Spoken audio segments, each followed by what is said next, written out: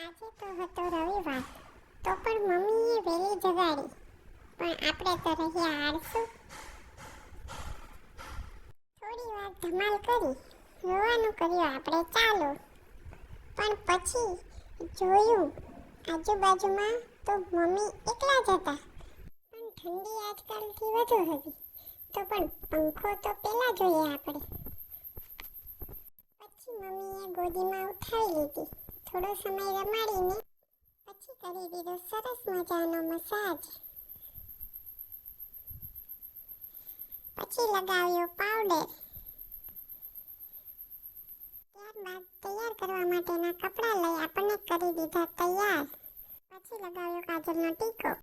પણ આટલું બધું તૈયાર કરવાનું કારણ ખબર ના પડી. પછી થોડી વાર પછી મમ્મી મારી સાથે વાત કરવા લાગ્યા કે આજે તો પોલિયો રવિવાર છે. મમ્મીએ એટલું કીધું કે આપણે રહ્યા હોશિયાર. આપણે તો ખબર પડી જજાઈને કે આપણે તો આજે પોલિયોના ટીપા પીવા જવું પડશે. પણ મારે તો પહેલી વખત ટીપા પીવાના. આપણે તો સ્વાદની ખબર પણ નહોતી. આપણે તો વાડીએથી ગામમાં જવું પડશે. પણ આપણી સાથે આવશે કોણ? મમ્મી તો નહીં આવે, પપ્પા પણ નહીં આવે. આપણે તો મૂંઝવણમાં પડ્યા.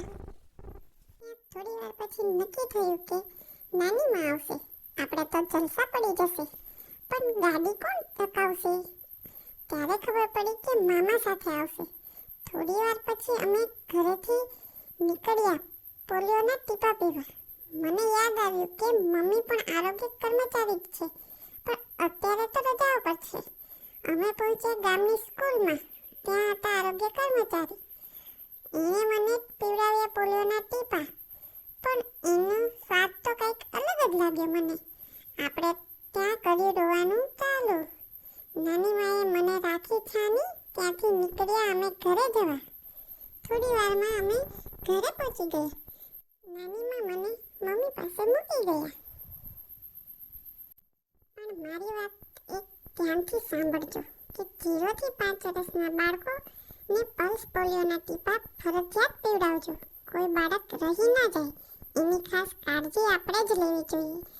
તો જ આપણો દેશ પોલિયો મુક્ત થશે. આપણો ટાઈમ થયો આરામનો. હવે કાલે મળીશું કંઈક નવું લઈને. પણ એક વાત યાદ રાખવાની કે અમારા ચેનલને લાઈક કરો, શેર કરો અને સબસ્ક્રાઈબ કરવાનું ભૂલશો નહીં.